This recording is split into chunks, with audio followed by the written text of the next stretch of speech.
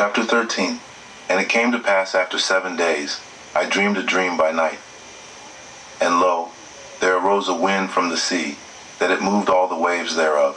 And I beheld, and lo, that man waxed strong with the thousands of heaven. And when he turned his countenance to look, all the things trembled that were seen unto him. And whensoever the voice went out of his mouth, all they burned that heard his voice, like as the earth faileth when it feeleth the fire. And after this I beheld, and lo, there was gathered together a multitude of men, out of number, from the four winds of the heaven, to subdue the man that came out of the sea. But I beheld, and lo, he had graved himself a great mountain, and flew up upon it. But I would have seen the region or place whereout the hill was graven, and I could not. And after this I beheld, and lo, all they which were gathered together to subdue him were sore afraid, and yet durst fight. And lo, as he saw the violence of the multitude that came, he neither lifted up his hand, nor held sword, nor any instrument of war.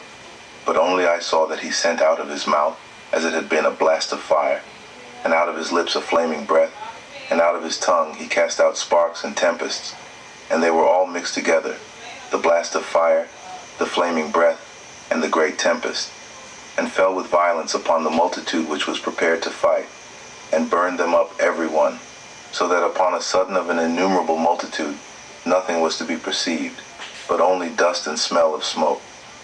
When I saw this I was afraid. Afterward saw I the same man come down from the mountain, and call unto him another peaceable multitude.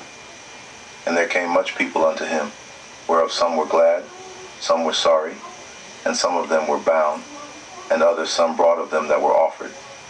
Then was I sick through great fear, and I awaked, and said, Thou hast showed thy servant these wonders from the beginning, and hast counted me worthy that thou shouldest receive my prayer. Show me now yet the interpretation of this dream. For as I conceive in mine understanding, woe unto them that shall be left in those days, and much more woe unto them that are not left behind. For they that were not left were in heaviness. Now understand I the things that are laid up in the latter days, which shall happen unto them. So what are you in for? What's driving drunk?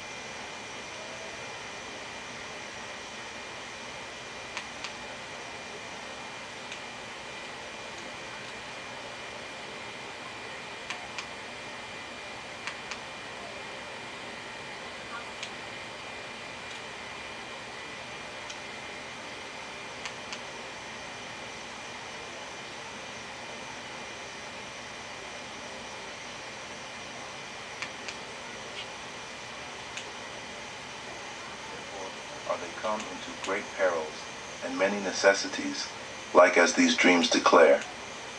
Yet is it easier for him that is in danger to come into these things, than to pass away as a cloud out of the world, and not to see the things that happen in the last days. And he answered unto me, and said, The interpretation of the vision shall I show thee, and I will open unto thee the thing that thou hast required. Whereas thou hast spoken of them that are left behind, this is the interpretation. He that shall endure the peril in that time hath kept himself. They that be fallen into danger are such as have works, and faith toward the Almighty. Know this therefore, that they which be left behind are more blessed than they that be dead. This is the meaning of the vision. Whereas thou sawest a man coming up from the midst of the sea, the same is he whom God the highest hath kept a great season, which by his own self shall deliver his creature, and he shall order them that are left behind. And whereas thou sawest that out of his mouth there came as a blast of wind, and fire, and storm, and that he held neither sword, nor any instrument of war, but but that the rushing in of him destroyed the whole multitude that came to subdue him. This is the interpretation. Behold, the days come, when the Most High will begin to deliver them that are upon the earth. And he shall come to the astonishment of them that dwell on the earth.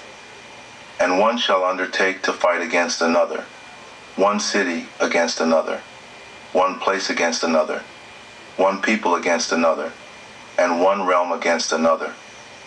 And the time shall be when these things shall come to pass, and the signs shall happen, which I showed thee before, and then shall my Son be declared, whom thou sawest as a man ascending. And when all the people hear his voice, every man shall in their own land leave the battle they have won against another, and an innumerable multitude shall be gathered together, as thou sawest them, willing to come, and to overcome him by fighting. But he shall stand upon the top of the Mount Sion, and Sion shall come, and shall be showed to all men, being prepared and builded, like as thou sawest the hill graven without hands. And this my Son shall rebuke the wicked inventions of those nations, which for their wicked life are fallen into the tempest, and shall lay before them their evil thoughts, and the torments wherewith they shall begin to be tormented, which are like unto a flame. And he shall destroy them without labor by the law which is like unto me. And whereas thou sawest that he gathered another peaceable multitude unto him, those are the 10 tribes, which were carried away prisoners out of their own land, in the time of Hosea the king, whom Salmanasar the king of Assyria led away captive, and he carried them over the waters, and so came they into another land. But they took this counsel among themselves, that they would leave the multitude of the heathen, and go forth into a further country, where never mankind dwelt, that they might there keep their statutes, which they never kept in their own land. And they entered into Euphrates by the narrow places of the river. For the Most High then showed signs for them, and held still the flood, till they were passed over. For through that country there was a great way to go, namely of a year and a half, and the same region is called Arsareth. Then dwelt they there until the latter time. And now when they shall begin to come, the highest shall stay the springs of the stream again, that they may go through.